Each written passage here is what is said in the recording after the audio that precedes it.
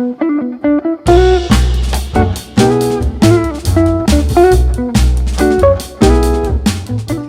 right, hello, and welcome back to SB and Roxy, where we have conversations for the everyday woman by everyday women. And our topic today is emotional fitness. And I thought, Roxy, we could start it off with a little definition, and then I'll throw it to you. So for what I found in regards to emotional fitness is when you are able to control and understand your emotions and have the resilience to deal with negative ones as well. So I'm going to throw it to you. What is your personal definition, and then how do you maintain your emotional fitness? Thank you. Love this topic. I think it's such an important topic for everyone, especially for women, as we're navigating our path and journey through life. And you hear a lot about, physical fitness. We talk a lot about mental wellness, especially since COVID. But another way to talk about emotional wellness is emotional fitness. And I've been reading a lot of books on it, and really it's very similar, in my opinion, to physical fitness. Because it does comprise three areas of strength, flexibility, and having agility through life.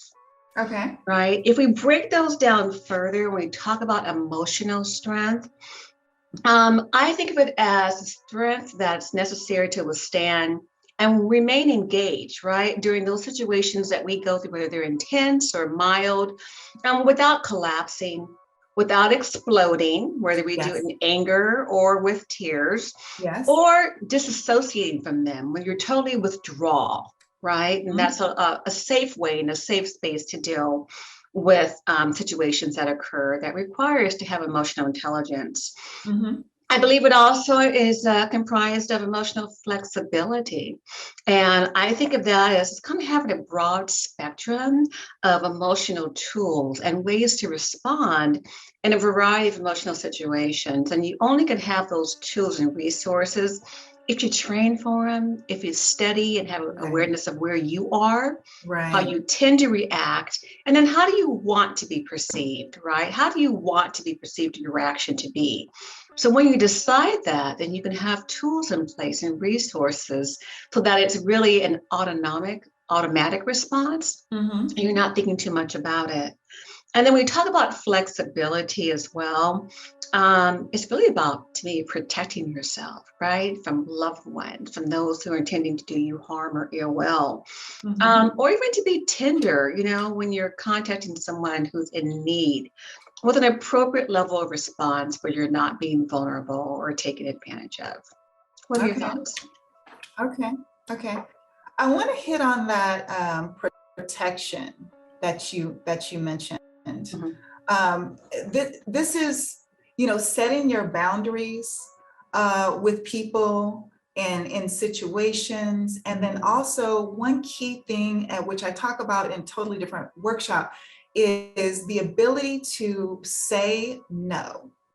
To say no, to stand in that no, to understand that no is a complete sentence. And it's a way of, we protect ourselves. We protect our peace, our space, our time. And a lot of times, especially with women, we find ourselves with this urge to explain the no or justify the no. And I think that comes from, of course, some sort of training or conditioning, but also this, we don't want to make people feel bad. Us protecting ourselves, that might make somebody else feel bad, and I don't want that to happen. What are your thoughts on that? Yeah, saying no, and to me, it gets back to having boundaries, healthy boundaries, where you know that you're not compromising yourself, but still being open, as you said, to be helpful to others. We are, I believe, socially taught, as young girls, to be helpful to be Right. nice and kind all the time, to Right. make it good for everyone around you. Mhm. We saw our mothers do it, Mhm. and then we tend to follow suit. Mhm. And a lot of times we're not told that it's okay to say no. Yeah. We're uncomfortable on the job doing it because we don't want to upset the apple cart at work. So Yep. we take on more than we are mentally, physically, emotionally capable of handling. And we do it in relationships too to keep the peace. Mhm. So it's healthy for us to, teach our young people, whether they're Right. male or female, of setting Mhm. healthy boundaries, and no is a part of it. You Mhm. hear a lot of it in sexual encounters and women protecting Yes. themselves from men, Yes. with unintended sexual interaction, to say no. We hear Mhm. it with drug use, just say no. Mhm. Easier said than done. But I believe, if we can help train each other, even as sisters and brothers, Mhm. that it's okay. It's okay to have Yeah. healthy boundaries and what that means for each individual. Right. And I know a tricky area, which has been tricky for me and for a lot of people, I'm quite sure, is when it comes to family. Mm. Setting those boundaries with family or your partner, your significant other, when you're already in the relationship and you feel like you need some time for yourself, or Mhm. you have this one or two things that you just you want to keep for yourself or to yourself, and or it could be a money issue, it could be whatever. Mhm. um, and that ability to set those boundaries and stand firm in them and saying no, um, it becomes for a lot of people kind of tricky when it comes to family, more so when it Mhm. comes to family and those people that are really close to you. Um, and I always offer up that we can also, you can love people from a distance as well. Um, it doesn't mean that, I don't want to have anything to do with you. I don't want to interact with you. I don't, but for whatever reason, the timing might not be ready, for you or me to be in our each other's lives. And that can be mother, sister, brother, cousin, whomever it is. So I can love you from a distance. And there's a certain amount of communication, there's a Mhm. certain amount of emotional exchange that I'm willing to have. But in order to protect myself, going back to that protection, I might have to love some people from a distance. Have you found that ever in your experiences with maybe family members at a period of time that you have to say, I'm going to have to take a little break here and practice loving you from a distance, because that's what's healthy for me. Oh, sure. And I think we all have situations like that with people that we love and who are close to us, with their blood relatives or close friends. People who are closest to you know how to kind of bring that tiger out of you. They Yes. know your vulnerabilities, they know your Yes. weaknesses, and they know, how to get to you emotionally, Yeah. to get the response they want out of you. And I Mhm. believe it's, for me, it's the people that I'm closest to, where I do have the most difficulty, and maybe it's feelings of guilt, Mhm. um, if I don't comply. But on the other end of that, if I do it and I'm not feeling great about it, then I'm going to feel bad about myself in the end. I Mhm. had a situation recently with an acquaintance who, you mentioned it earlier, money is always taboo. Yeah. And it can build resentments, and resentments turn into other different emotions that can be long standing and very Right. damaging to both parties. And it was a Mhm. tough situation because, I had the resources to share, but I Mhm. just didn't think it was appropriate because I wasn't truly helping the person. Okay. I really would have been just engaging them to continue the situation that got them there in the first place. Okay. So I had to, resort to my boundaries, and maybe I didn't offer financial help, but I did lend an open ear to Okay. hear about the situation, and Mhm. then offer my suggestions and recommendations that would help them alleviate or mitigate the current situation and how to avoid it in the future. Mhm. Good point, That way, because I wasn't continuing to enable them.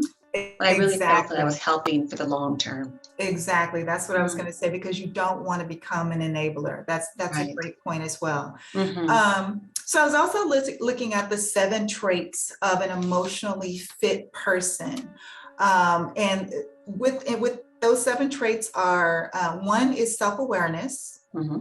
empathy, being able to have empathy for others, mindfulness is one, curiosity, play, play and being able to relax, and resilience is another, and then communication.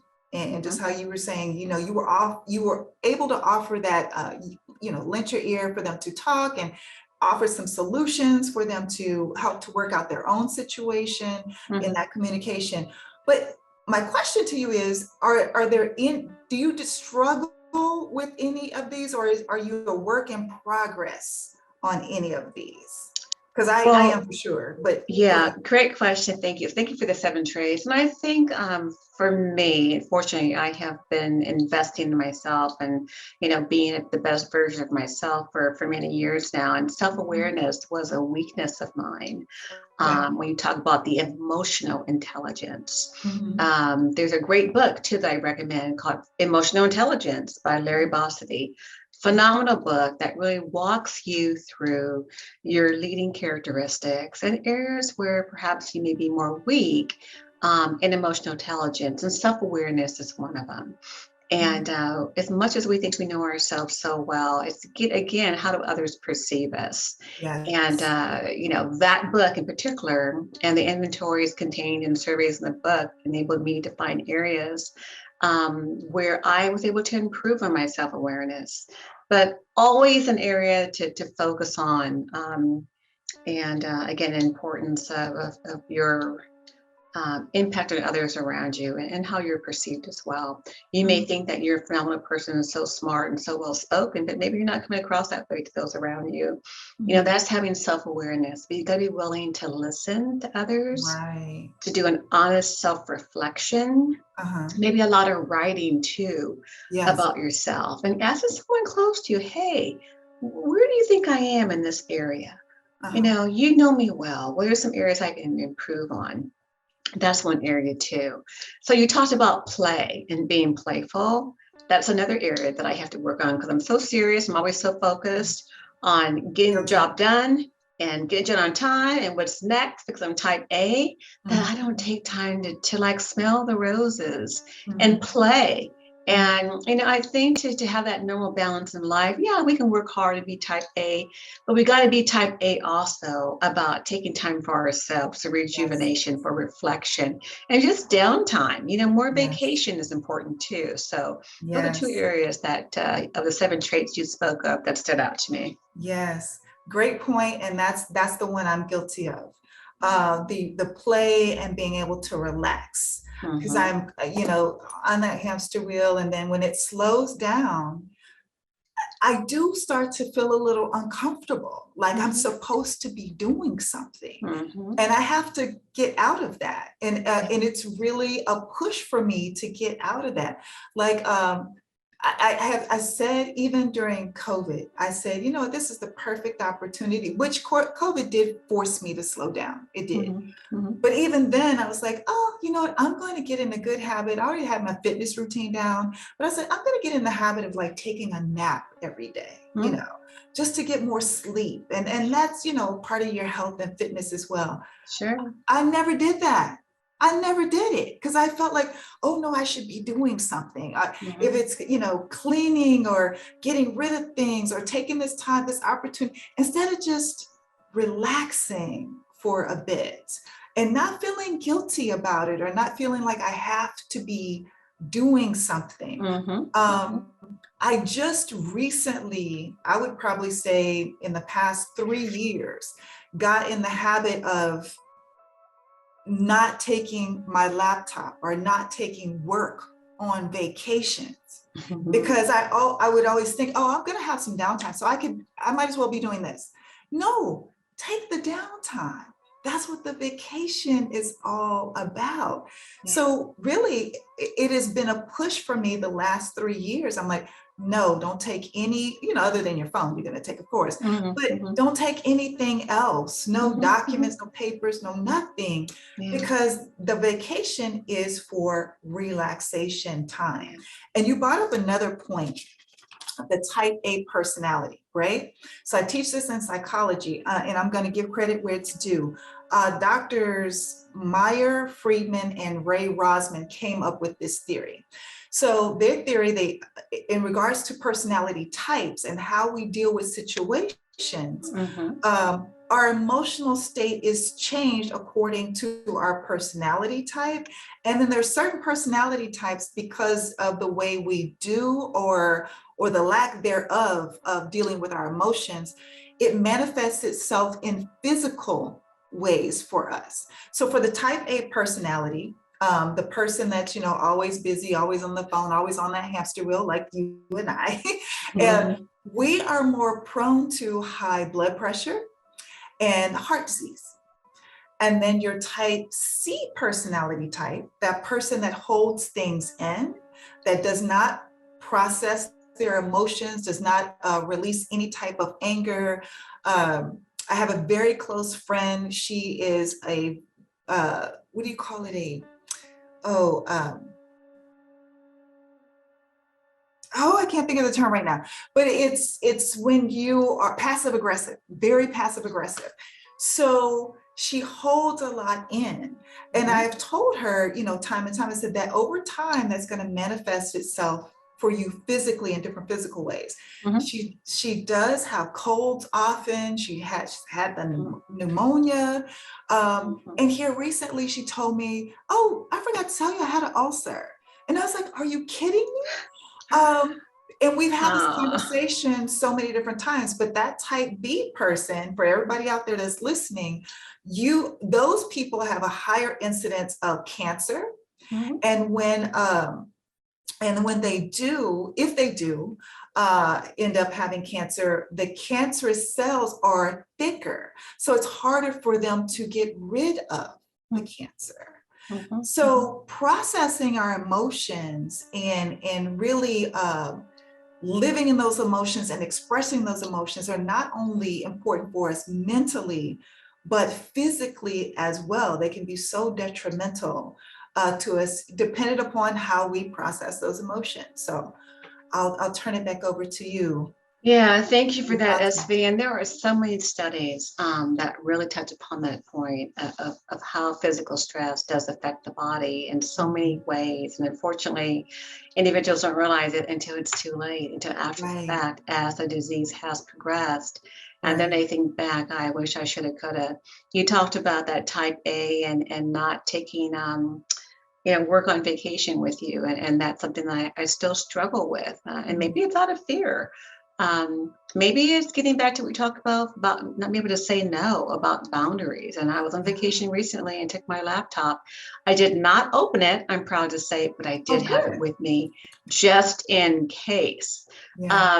And it was nice not to open it. Mhm. But I could have been more deliberate in telling those I work with it, hey, you will not be able to reach me for 7 days. Right. I Exactly. will respond upon my return. And that probably would have been better for me to do that than Mhm. to kind of just be a little itchy about, should I open the laptop or shouldn't I?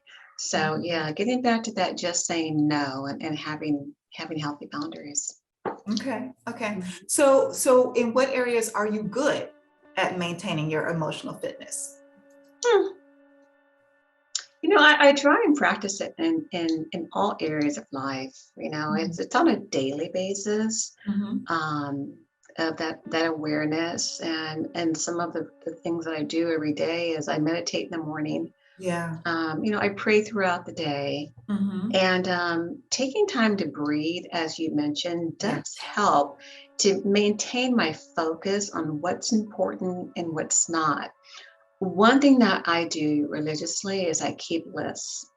Mhm. I make lists daily. Mhm. Putting things down on paper Yes. gets things out of my mind and Yes. on paper, and then I can tick them off as I go. Hmm. Usually listing the most important events that I need to accomplish for the day first, Right. down to the least important. Mhm. But, when it's down on paper, those are my to-dos for the day. Those are the musts that I must accomplish and I must Mhm. tackle. So that Mhm. really clears everything else that I can handle later, whether it's friends or family. Unless it's an Mhm. emergency, I'll address it right away. But if it's not, then that kind of gets put off to the bottom of my list that I can handle that later in the day when I have Mhm. free time to process on an emotional, personal level. Right. Mhm. Right. Right. Everything you've said, everything you just said, I do that as well. The other thing that I do also is I'm very mindful of what I consume throughout the day. Mhm. And not only my food intake, you want to keep out a lot of the junk and sugar, et cetera. But also what I'm taking in mentally, the music I'm listening to, what I'm watching, people I'm listening to, Mhm. all of that helps me to maintain my emotional fitness. And you can just kind of check, take Mhm. inventory, like how things are making you feel when you hear certain things or you're watching something and or somebody says something to you, you're like, I don't really buy into that, Mhm. that's not for me or what have you. Mhm. So that's another thing that I try to be very mindful of are the things that I consume on a daily basis across the board, all types of consumption for me. That would be the only thing I would add to what you just said, because everything else is a daily practice for me as well. The working out helps me to clear my mind, get those creative juices flowing for me in the Mhm. morning. Mhm. So I'm a first thing in the morning person with my workout, meditation, Mhm. what have you. And then at the end of the night, just to wind down and to release all of that and calm the body and the mind, I do the Mhm. stretching and the yoga like right before I go to bed. Nice. Um, and these are all helpful tips, for anybody out there that's Oh, looking sure. for different ways to Yeah. become, just to tweak their emotional fitness. Yeah. Do you have anything else to add? No, but Esty, I love that being mindful of what you consume, right? This is Yeah. part of practicing mindfulness because that's so important. Because everything that we hear, whether it's music on on the way to work, and you're in a car, or Mhm. what you're hearing on the news, all of that impacts your mind and emotions. You may not realize it, but Mhm. it could be causing you to react in certain ways that you're not really mindful of. So Right. I think that's so important, as well as what we put in our bodies, food as well as liquid. So very important. And you mentioned exercise, but that's part of my mindfulness. I start my day with Yeah. exercise. And it's Yeah. not a big workout every day. It's a very short workout, but Mhm. it's enough to allow me to breathe because I Yes. don't think we breathe deeply enough. Yes. So, when you're meditating, you're taught to breathe, but Mhm. also when you're exercising, you're also using breath and the rhythm of control. So, very Right. important as well. You talked earlier about, feeling that maybe naps were not appropriate to take during the day. And again, a lot of research shows that taking a 15-minute nap is so important to have, restorative thought, Mhm. right? To finish your day out. And I believe in a 15-minute power nap when needed. I think Mhm. that's so important to rest your mind. One thing I do, during the day, let's say if I have a very kind of stressful meeting, Mhm. um, could be negative outcomes, that worry me. I will excuse myself and take a 15-minute walk. Yeah. And even, Perfect. getting outside, getting away from the building, Yes. really clears things up. It helps me kind of to rebalance. I get good Mhm. thoughts and ideas. But just removing yourself from a situation, Mhm. walking, as you said, getting that blood to flow, it Yes. does make a huge difference in being able to combat that stress and Mhm. work at a more enjoyable pace with, I believe, better outcomes overall. Absolutely. Mhm. That fresh air and the nature, that does it Yeah. for me as well, Mhm. So to recap, just for everybody, we said a lot here. So we've given you all a lot of helpful tools to use. Just a couple of other things that we didn't touch on. I will say having a good support system, that's very important. So you want to make sure that you have that in place. And, if you don't have access to that in your immediate friend group or family, Mhm. there's churches, there's organizations, there's groups you can join, all of those different areas where you can find a good support system. Roxanne, you touched on setting those priorities. I think everybody should do that on a Yeah. daily basis, have those lists and just as you tick them off. For me, it's kind of like a mental relief when I take something off of that list, when I've accomplished something. Schedule time to relax. Like, it should be on your schedule. My workout is on my schedule. I'm Mhm. not looking at emails. I'm not returning. I'm not picking up the phone. I'm not, Mhm. no text, no nothing. That's my hour to myself. So it is on my schedule on a day-to-day basis. And the last thing I would say to anyone out there, is to seek help if you need it. Seek help if you need it. There is no shame in that, no embarrassment, no. Everyone at some point in their life will need help. So Mhm. seek help when you need it. And I'll give you the last word. Well, I would say, do you have any recommended resources for individuals to seek help? Um, I don't have any like right off the top of my head, or Mhm.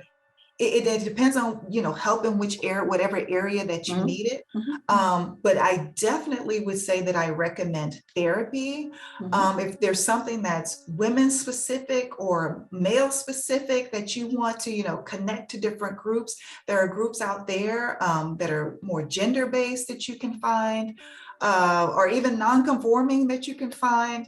So I would just say, do your due diligence, do your own research and homework. Mhm. And then once you show up to that group or with that therapist, if you don't feel comfortable, keep it moving. Move to Sure. the next one. Find another person. Find that groove for you. What's a good fit for you, in that relationship that you have with the others in the group, or even with the therapist. A lot of people think, oh, I found a therapist and that's it. I found this one person.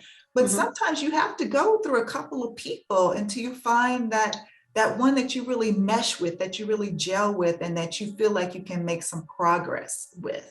Sure. And Um, maybe even talking to your healthcare provider, whether it's your family there you go. practitioner, internist, or even your gynecologist. There you go. They definitely would be a resource to you. And also, the APA, maybe the American Psychological Association, also Yes. lists a lot of helpful tools on their website. So Yes. another place that individuals can look Thank you for for that, because I resources. wasn't even thinking about it. Thank you Mhm. for that. Yes, Sure. absolutely. Mhm. Hopefully we've shared a lot of great information Mhm. today, and we want to thank everyone for joining us for another episode of SB and Roxy. Make sure to follow us on at SB and Roxy, and spelled out ROXI, on Instagram. You can follow us at the same address for YouTube, and then on Facebook it is SB and AND Roxy on Facebook. You can follow us on all of those spaces, and we will be have a new episode every Sunday. And thank you, my sister, once again for this great conversation. Oh, loved it. Great topic. Thank you. Bye, everyone. Okay.